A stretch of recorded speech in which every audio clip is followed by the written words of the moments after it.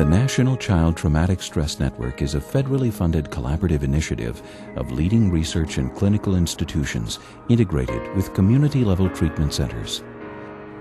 The network's mission is to raise the standard of care and improve access to services for traumatized children, their families, and communities throughout the United States. To learn more, please visit our website at www.nctsnet.org.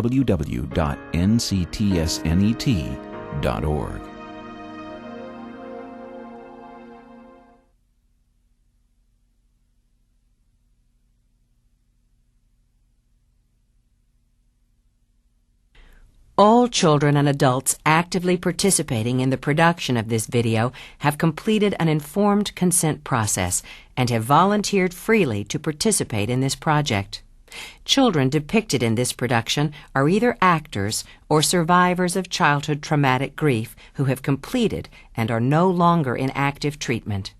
We thank them for their participation and contributions to this video.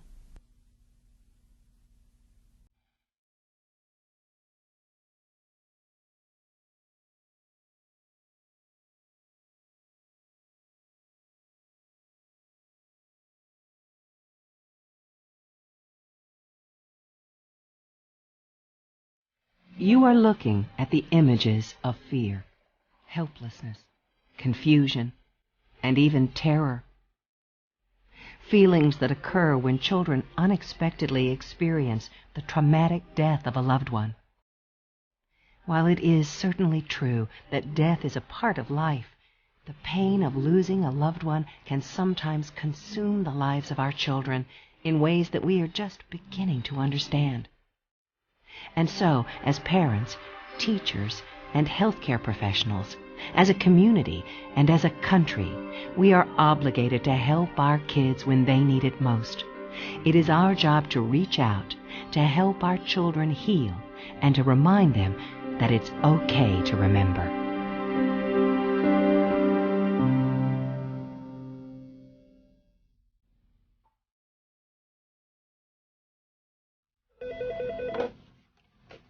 This is Dr. Cohen. Dr. Judith Cohen is Medical Director of the Center for Traumatic Stress in Children and Adolescents at Allegheny General Hospital in Pittsburgh. Since 1981, she and her colleagues have been treating children and families forced to deal with the traumatic death of a loved one due to such circumstances as shootings, stabbings, drug-related deaths, and the devastating impact of inner-city gang violence. In 1994, however, the center was confronted with a new challenge that resulted in looking at the phenomena of traumatic loss even more closely. Late in the afternoon on September 8th, U.S. Air Flight 427 crashed outside of Pittsburgh, killing everyone on board. In the weeks and months that followed, Dr. Cohen and her colleagues witnessed firsthand the emotional devastation the tragedy had caused. It was their job to counsel many of the grieving children whose parents unexpectedly died that day. The crash of Flight 427 was the first time that we had a community-level trauma in which large numbers of children lost their parents and other loved ones under very traumatic circumstances. From these children and families, we learned that in circumstances where children experience both trauma and death, that it's very important for us to address both the trauma and loss, grief issues together. This was a turning point for our program because we started to systematically think about how to treat childhood traumatic grief, how to recognize it, and how best to address those problems in children. The tragedy of Flight 427 was an extraordinary occurrence that profoundly affected the work of the team in Pittsburgh. Unfortunately, traumatic events are more widespread than we often realize. Traumatic losses impact children across the country every day as a result of accidental death, community violence, medical trauma, war, natural disasters, motor vehicle accidents, and other unpredictable traumatic events. As our awareness of traumatic grief continues to grow, clinicians and researchers are trying to understand the impact on our nation's children and families and the best ways to help them.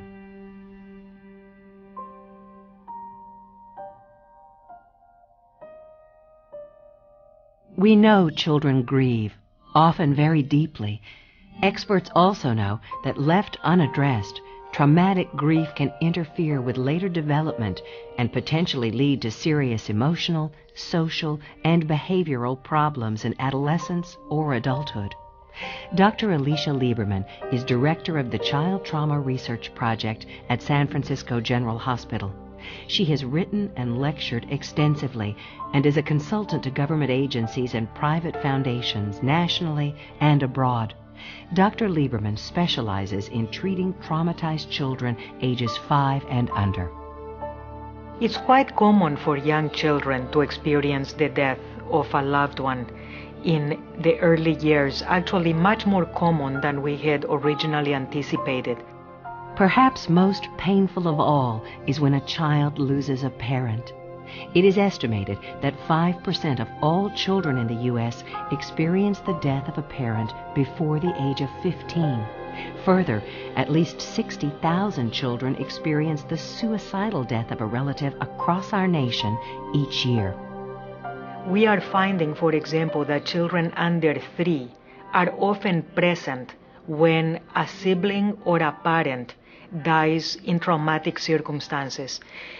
These are often young children with young parents, and so we have to remember that young parents don't usually die because of chronic illness.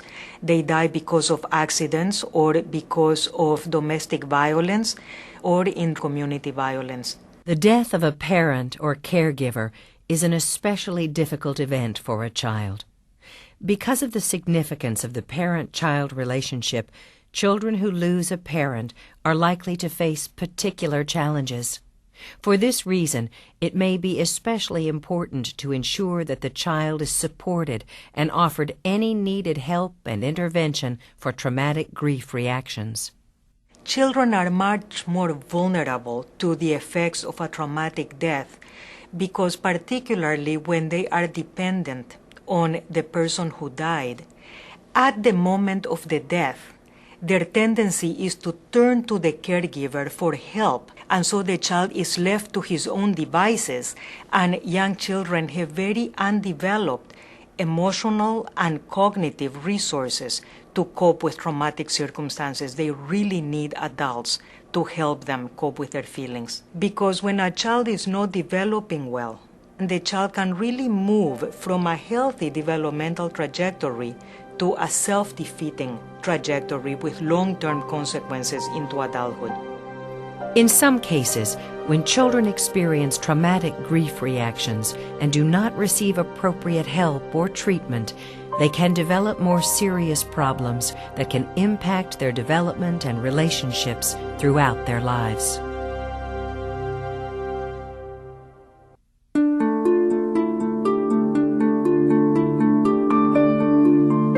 Childhood traumatic grief is a condition that children may develop after a loved one dies under circumstances that they perceive as traumatic.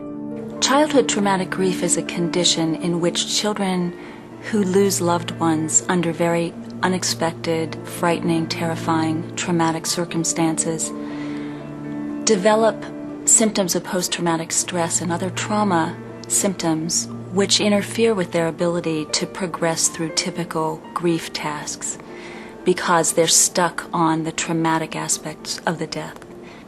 This prevents them from being able to grieve the loss of their loved one and can affect them in profound ways that can last the rest of their lives. Bob Pynus was one of the few people who had discussed helping children with that condition. Dr. Robert Pynus is a nationally recognized expert on children and trauma. He was a lead consultant after the Oklahoma City bombing and the Columbine shootings. Today, he is co-director of the National Center for Child Traumatic Stress. Many years ago, when I began some of this work with children who had witnessed a parent's murder, I worked with an 11-year-old girl, just about 12, who had been at home asleep in her bedroom when an estranged boyfriend, for whom there had been a restraining order, came in after many months away and shot and killed her mother on the living room sofa, awakening her so that she actually became a witness to the killing as well as to the aftermath. She found the challenges of this death very difficult afterwards. It was hard for her to talk about a mother who she dearly loved without going back to what it was like to be in that room. What happens afterwards when you're in that circumstance is the focus is on your mom's been killed, not on what it was like to be standing at the door and frozen in place, worried for yourself as well as for what's happening to your mother. No one was helping her with that. Lisa was emotionally stuck back at the scene of the murder. Normal life experiences became reminders of the event, often triggering self-destructive behaviors. If you've seen a fight escalate into a death, then any time you see conflict, you may expect it to escalate into something much more serious, which means you won't engage in some of the normal daily things that might have to go on in interpersonal life that can have a constructive outcome. Violent experiences can interrupt gaining that competency. But you need that for school. You need that for later life. You need that for later events that happen in life. Another common symptom of childhood traumatic grief is depression. But depression is a common occurrence after traumatic bereavement. So you now have a child who may have both traumatic stress and depressive conditions, which can take a real heavy toll on child development and may carry long-term consequences for the child. An unexpected death, particularly when it is traumatic, generates what we call secondary adversities, which are unexpected stresses in the way the family conducts the everyday life of the family and of the child. Secondary adversities can include such challenging issues as a change in the primary caregiver for the child, a change in the child's place of residence or school, a disruption to the family's financial stability, or even involvement with law enforcement or the judicial system. All these are questions that the family is grappling with, often without guidance, and it's important for the therapist to raise these questions and to participate as a partner in coming up with decisions that will be supportive of the child. We now know that the thousands of children who witness the violent or traumatic death of a loved one every year are extremely vulnerable. Without careful intervention, the symptoms of childhood traumatic grief could have lifelong consequences that impact not just the child, but also families, friends, and communities.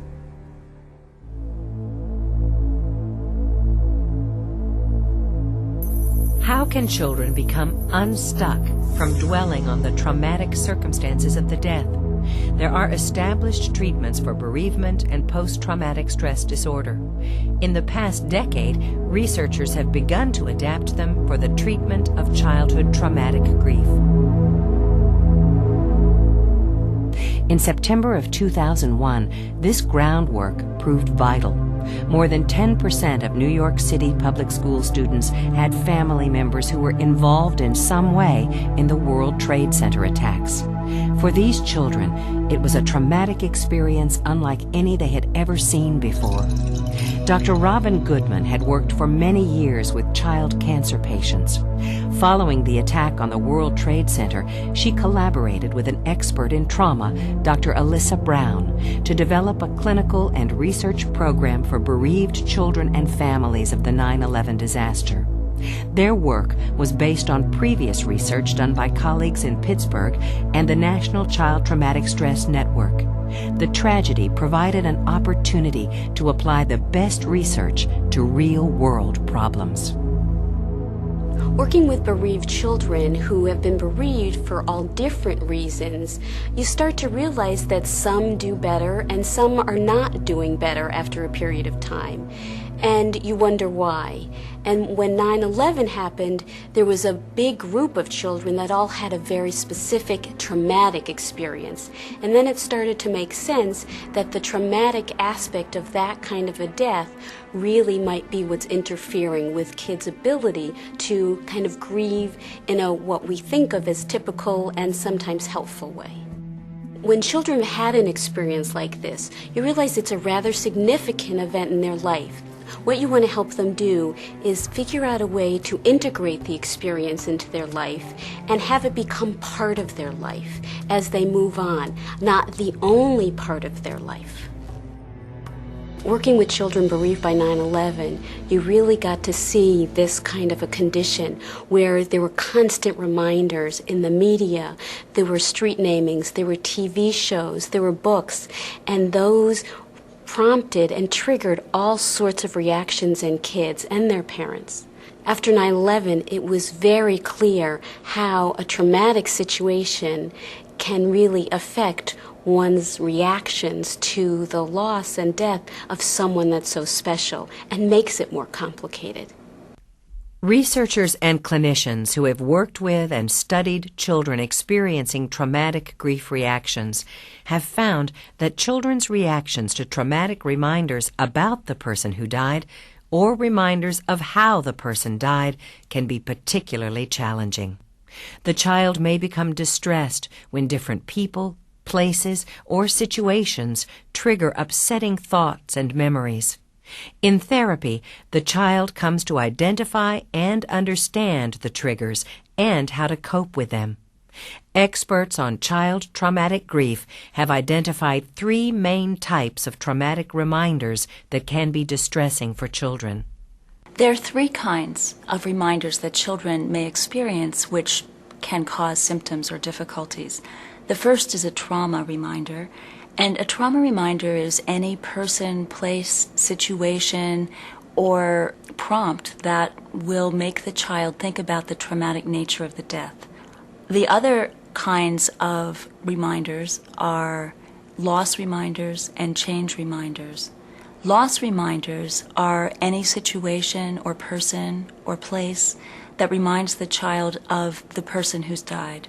The third type of reminder is a change reminder, and this is related to secondary adversities that children may experience as a result of the death of a parent or other loved one.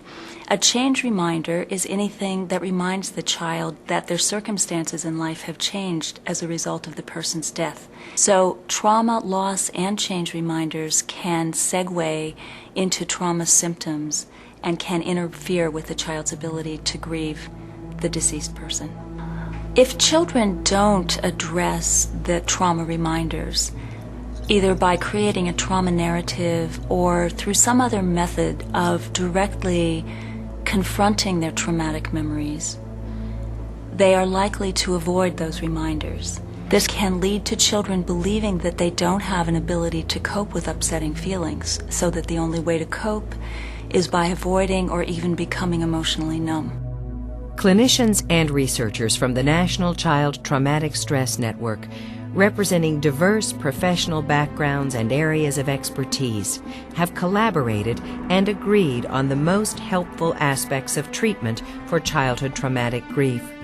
The treatment incorporates elements used by experts with a more traditional psychotherapy approach and those using a more structured, skills-based format. These intervention techniques have been shown to be effective and should be individualized to the family's personal and cultural beliefs. Treatment should also be adapted to the specific needs of young children, groups, and teens. It is often best to help the child experiencing childhood traumatic grief cope with both the trauma and the grief-related reactions. In the context of a strong and trusting therapeutic relationship, the child and therapist can begin the gradual process of coping with the traumatic loss. One way this is done is by first helping the child and parent learn specific skills for managing distressing thoughts, feelings, and behaviors, such as their worries, guilt, nightmares, or avoidance. A beginning step is to teach the child to identify and better control his or her reactions to unpleasant reminders and memories. Only when the clinician believes the child has gained these new skills and is ready, the child begins the process of confronting his or her traumatic experience in a safe, trusting, and controlled environment. One method for helping the child deal with a traumatic death is by having the child tell his or her story through the creation of a trauma narrative. A trauma narrative can be told in words, drawings, or other creative activities appropriate to the child's interest and developmental level. Completing the narrative can help reduce traumatic grief reactions and allows the child to better engage in healthy activities focused on more positive memories. Lauren entered therapy after witnessing the death of her young sister. After a gradual process where Lauren's therapist worked with her to identify and cope with distressing traumatic reminders and memories, Lauren was ready to address what happened to her sister. Lauren worked closely with her therapist to describe her painful experience in the form of a trauma narrative. What follows is an example of how a trauma narrative was utilized as part of a successful treatment experience. The narrative of Lauren's memories is told in her own words and drawings.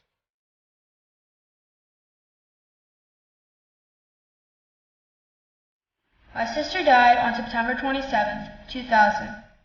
She was 5.5 years old.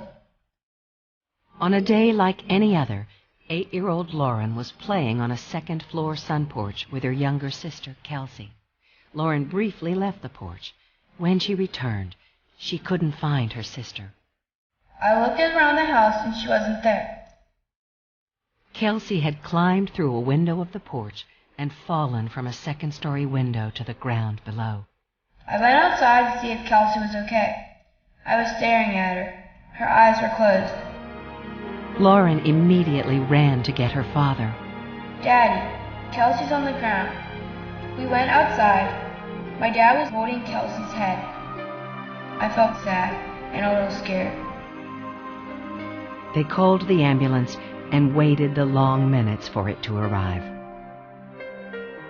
In Lauren's case, her parents brought her to therapy about 6 months after the death of her sister, and she still experienced, as you would expect, a lot of anxiety, sadness, nightmares, difficulty sleeping, and even some avoidance.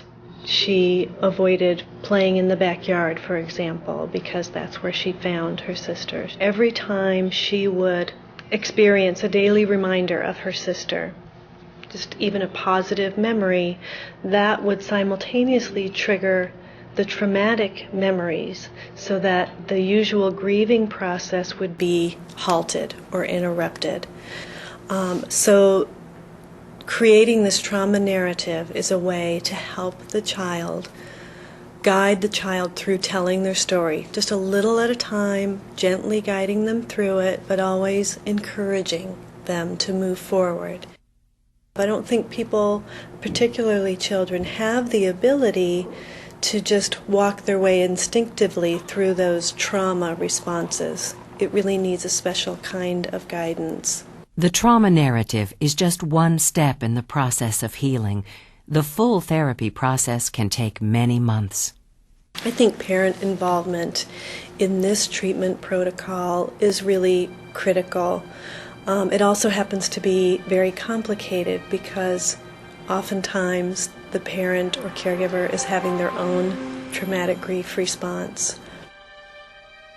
Lauren's father rode to the hospital in the ambulance with Kelsey, driven by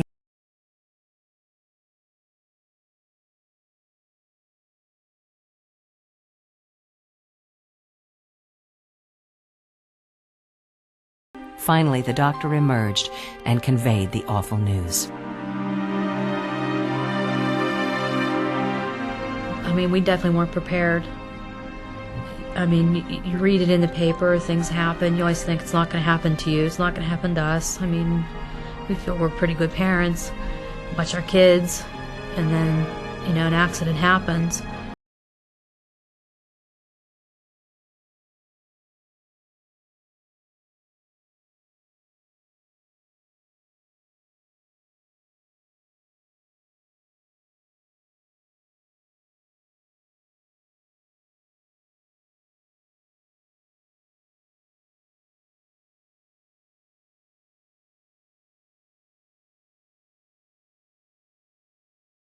helped all of us.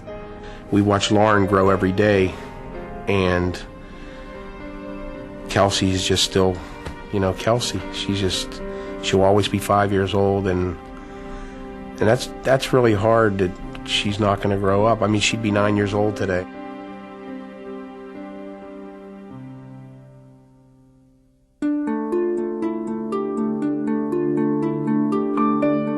Another important thing we know about kids in this situation is you can't always tell by looking.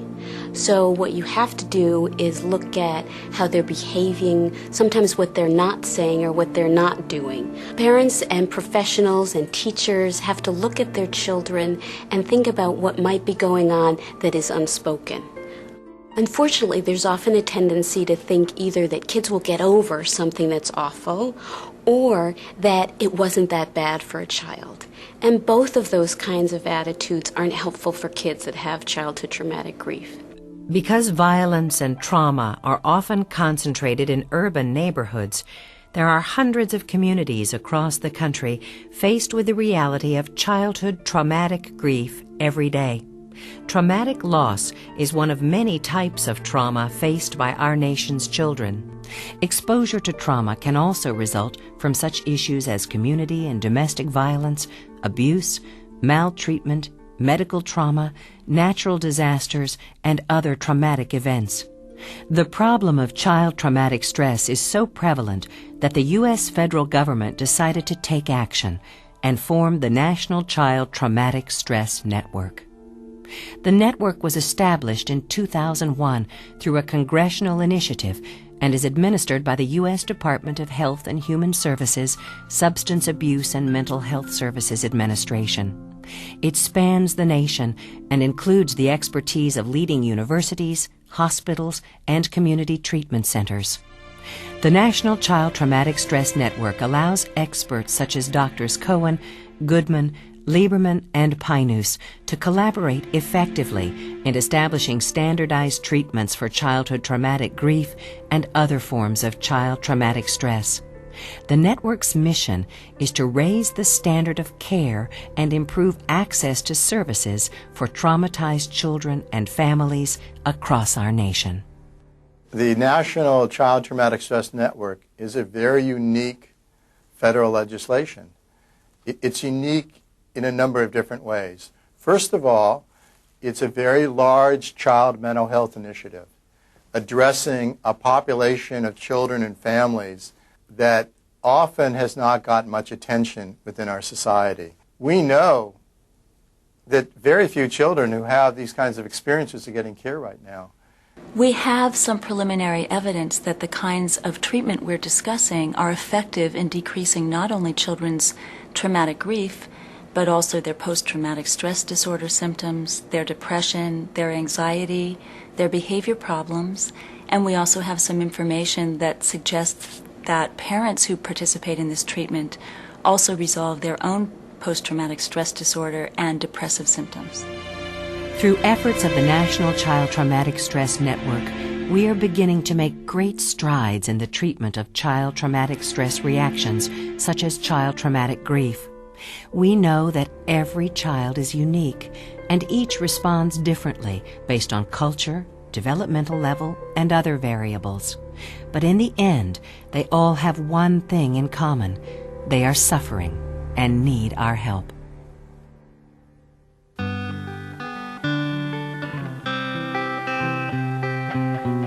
Medical and mental health professionals have learned much from the violent events of recent decades, both about the effect of trauma on kids and ways to help. As the word spreads, fewer and fewer kids and families will suffer. We hope that for children with traumatic grief, once they've completed treatment, although the traumatic loss will always be a sad memory, it will be something that hopefully will make them stronger, that they can grow from, and particularly we hope that they will see it as only one event in their lives rather than making their central identity one of a victim. children are having to deal with very adult-sized problems these days in terms of violence and trauma and death.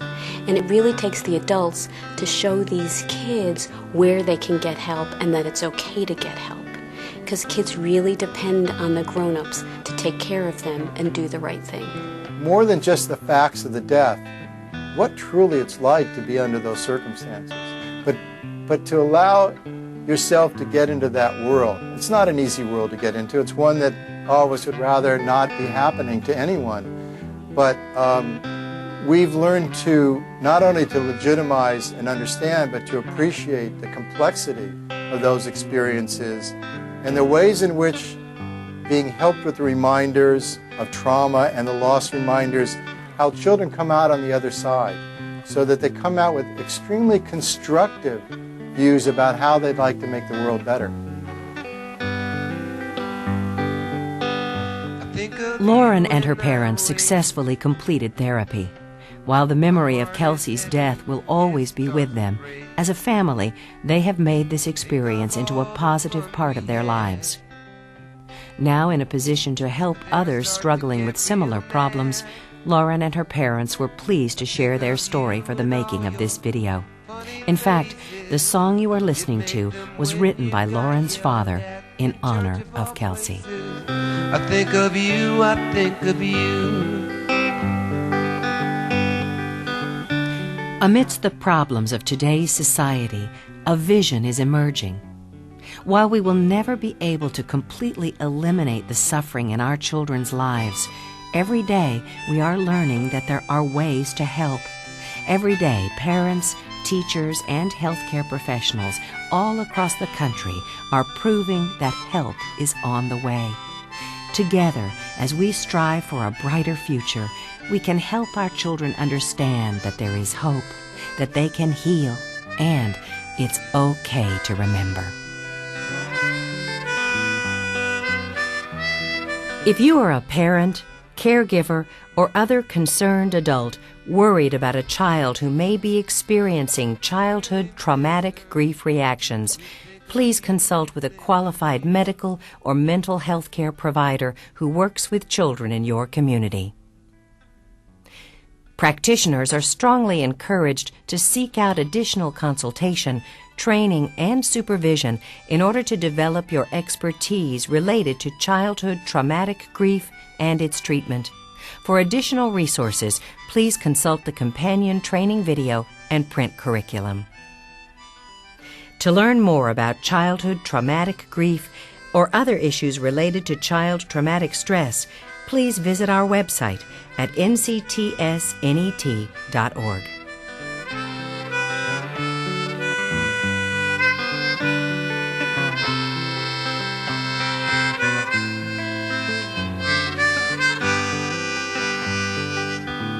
Think of how much you like your mother. Very loving and caring, you were like no other. Think of you before I go to sleep, and thank God it's the end of the day and the last I'll weep. Think of how much you were like your mother, very caring and loving like no other. Think of you, I think of you.